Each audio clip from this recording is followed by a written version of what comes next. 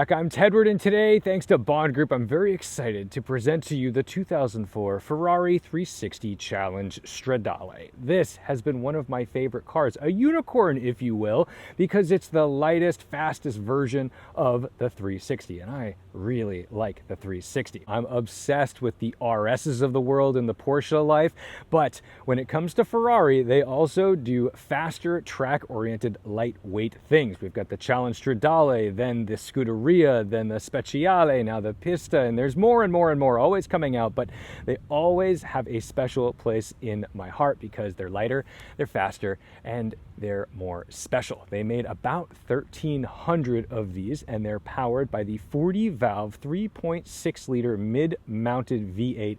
This makes 425 horsepower, makes about 30 horsepower more than the standard Modena. They were only available with the 6-speed automated single-clutch gearbox, the F1 gearbox, and that's okay because I do love the gated 6-speed manual. In fact, I really fell in love with the Modena that we drove recently on the channel. It was also silver. But having spent a few minutes with this paddle shifter, it's not bad. I thought this was going to be really clunky and awkward, and honestly, it's pretty darn good. It sounds fantastic. It's lighter than its normal, non-special brother, but that's thanks to lots of carbon fiber, including these doors, these seats. It's pretty much gutted for sound deadening, so it's a bit loud inside, but honestly, not as loud as I thought it would be. I thought this was going to be like the Scud. I've been in a Scud, and the Scud felt like a 600 LT. This is a lot more happy on the road than I expected it to be. But otherwise, very handsome, and I especially love these wing mirrors because they're carbon fiber. They complement the car perfectly. And oh, how could I forget? Look, you know I love a red seat. And if you just took this seat out and said, hey, what's that from?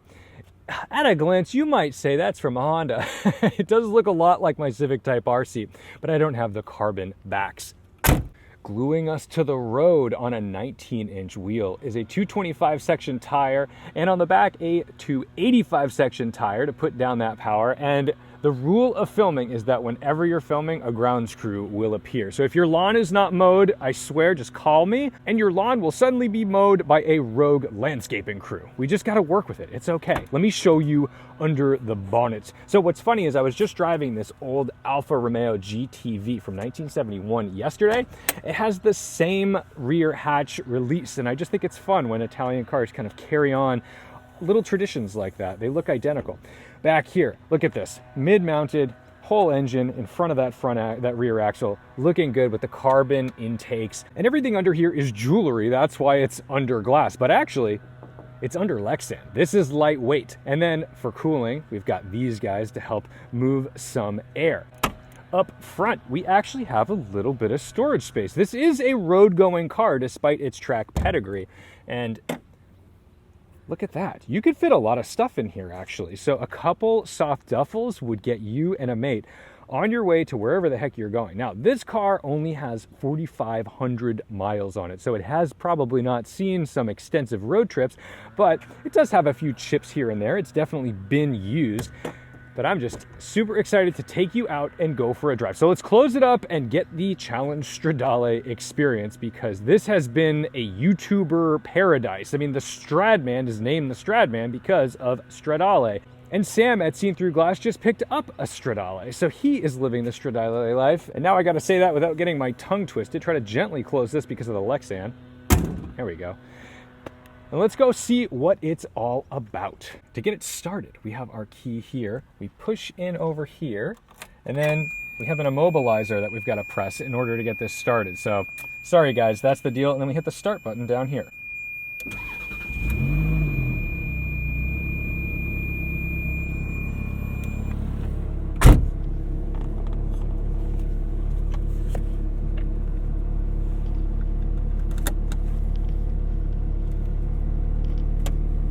In order to operate these paddles, it's very simple. Down, up, normal stuff. If you want reverse, you press and hold this button down here. Pull both paddles for neutral. There is no automatic, so you just pull the paddles and go.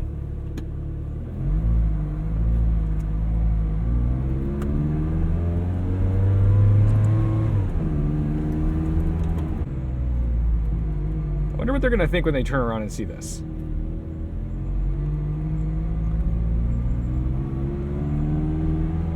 Doesn't think... How can they not be car people? They like deliberately didn't look at it. That's insane. What is wrong with people in this world? How do you see a Challenge Stradale drive by you and you just look at a dead frog in the road?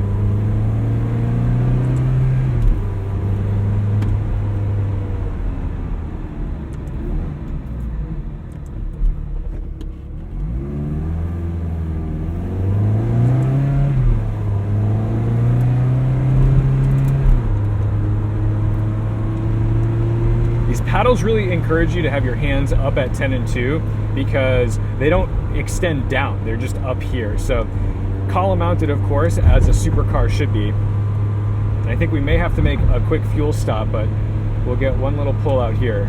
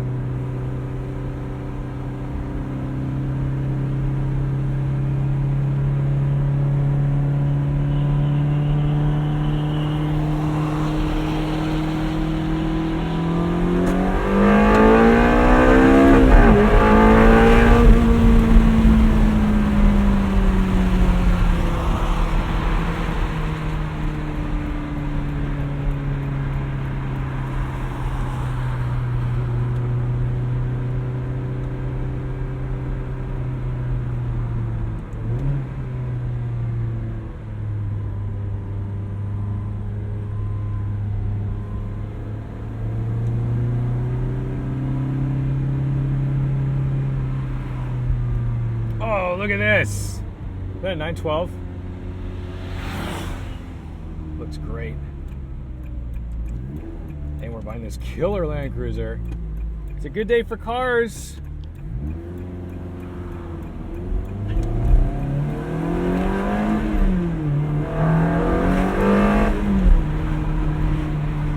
So it respects a little bit of a lift on the upshifts, but it does a pretty good job. This is an okay gearbox.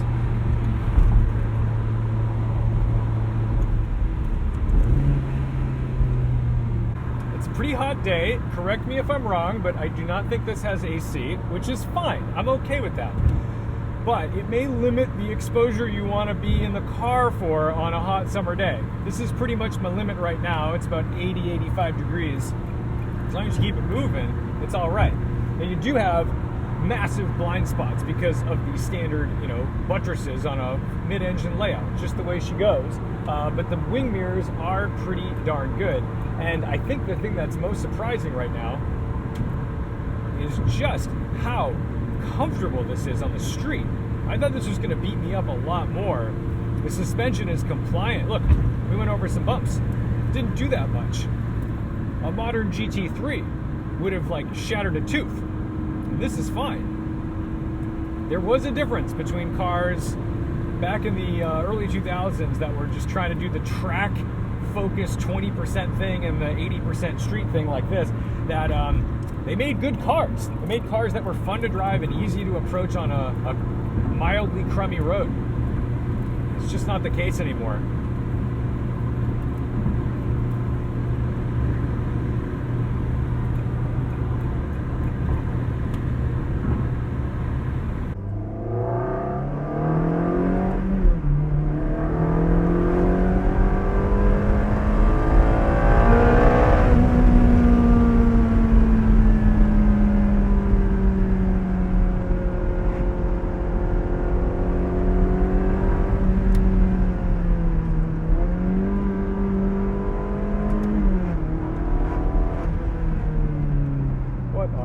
Dude, you can't make this shit up.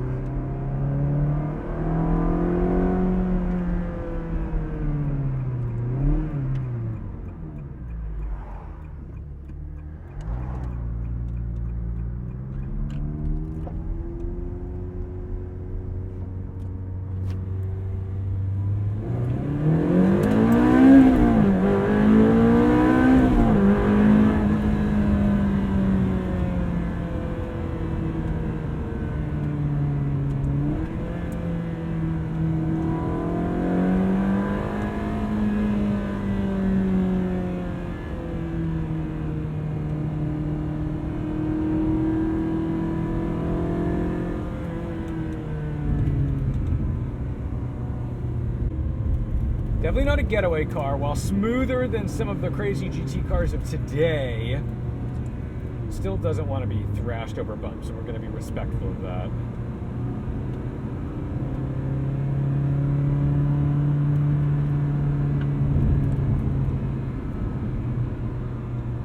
That's gorgeous. Oh, it's a TII too. That's the good one.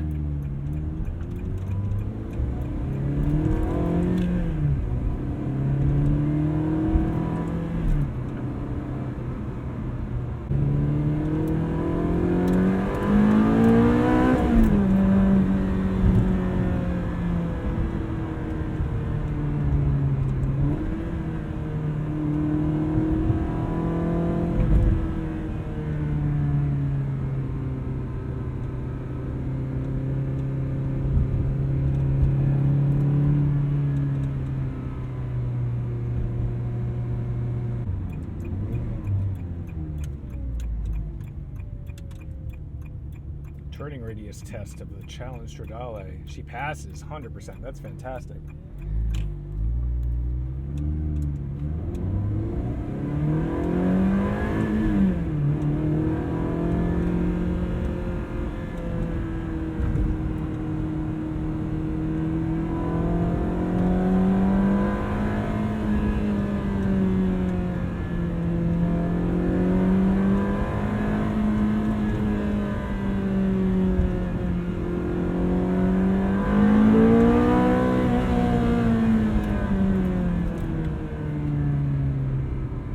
Nice and easy past the farm. There's usually people walking back and forth. We don't want to be interrupting their activities or frightening them with a Ferrari. But what I can say is this holds up.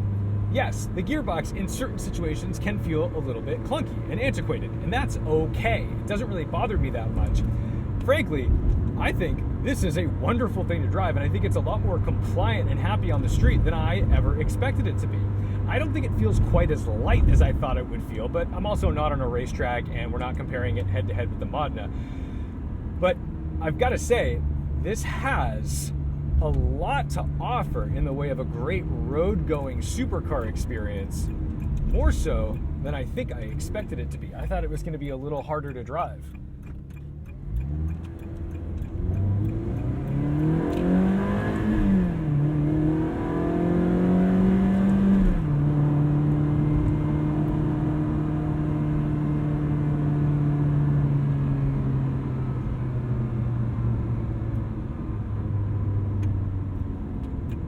For early carbon ceramics, these brakes are fantastic and easy to modulate. Like, I thought these brakes were going to need a lot of heat in them. They were going to feel weird around town. I can use these at 20 miles an hour, and they just do the job I'm asking them to do, more so than even modern cars, because now you've got hybrids with regenerative braking, and there's all this complex stuff going on. In fact, we were just in a GLC 63S, and it was difficult to get that car to stop smoothly most of the time. And it's kind of funny when you go back to an early carbon ceramic and it's easier to drive than like an SUV of today.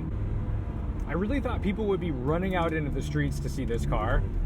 And maybe it's because it's silver and not red that they're not. But yeah, it's not breaking as many necks as I thought it would.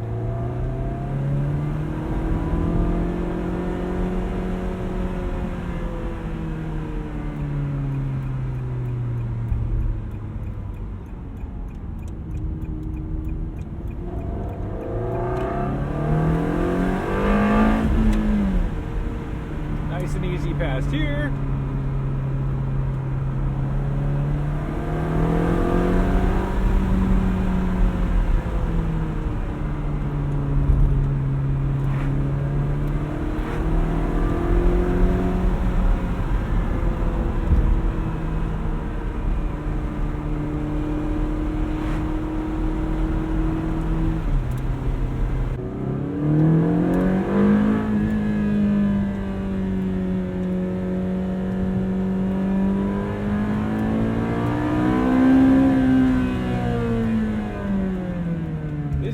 The most enjoyable, smooth engines I've driven in a long time. It doesn't have tons of torque, but it just climbs and climbs, and it's smooth, and it does everything your right foot asks it to the second you ask for it.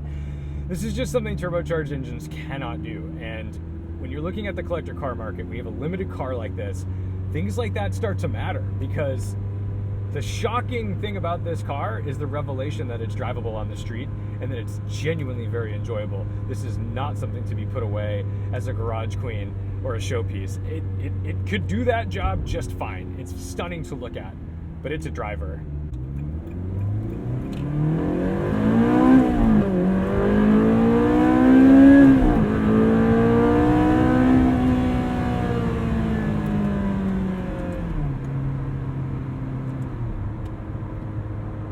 Oh, what a different world we live in today, where we're driving a 2004 Challenge Stradale, catching the tail of two alternately colored ID4s.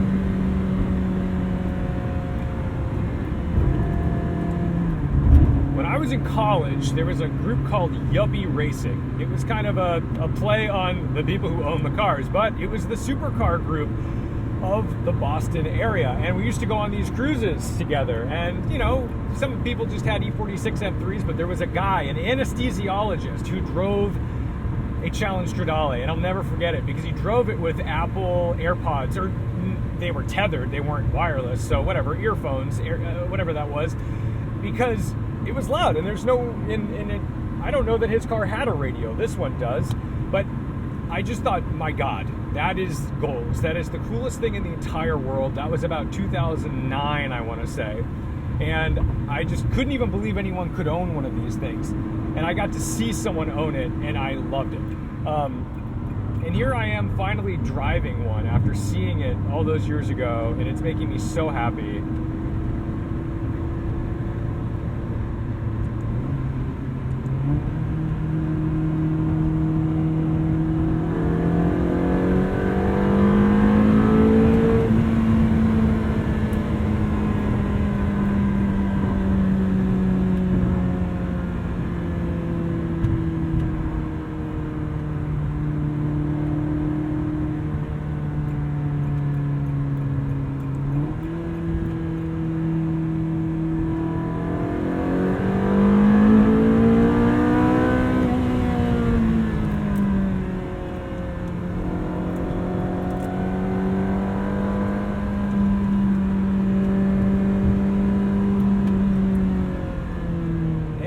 Traffic, the great equalizer. So, all right, final thoughts on the Challenge Stradale. Very streetable. Did not expect it to be this easy to drive and approachable. It's a mid-engine Ferrari from the early 2000s. So the front end, you've got to manage a little bit. It feels a little light, but you manage it with your right foot.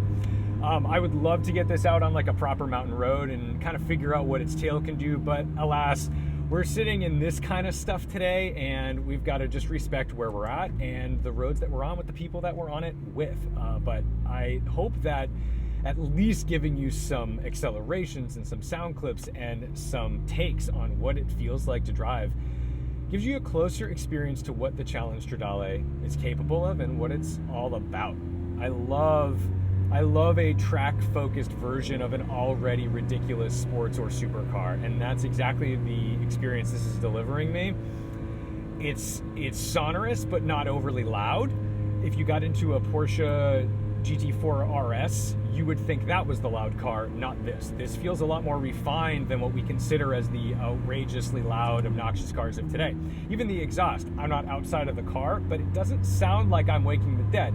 It sounds like someone's gonna say, hey, what's going on over there? Instead of, hey, what's going on over there? That's a big difference. And I think that this car really splits that difference well. So I'm gonna go bring this thing back to Bond Group, keep her moving, because she likes air. And that's gonna do it for me. Thank you guys so much for watching, liking, commenting, and subscribing. Don't forget to respect the drive, whether you're in a GTI or a Challenge Stradale. Oof, this thing is so cool. These seats are incredibly supportive, and we're gonna be careful past this Honda sticking her nose out. But they look pretty extreme, but they're not. They remind me a lot of my Honda Civic Type R, honestly, and maybe the Civic Type R people mimicked the Challenge Stradale seats. Geez, everyone's driving like crazy people today. I deserve some hazard pay. Everyone's out to get me. And it's not even paranoia, it's just on camera. But everyone today with their seat design, they're out for blood. They want them to be the most ridiculous, like, carbon blades you can imagine, and they've got to look extreme and feel extreme. But they don't work in terms of comfort and actually using the cars. And with this, it's just a joy to be in.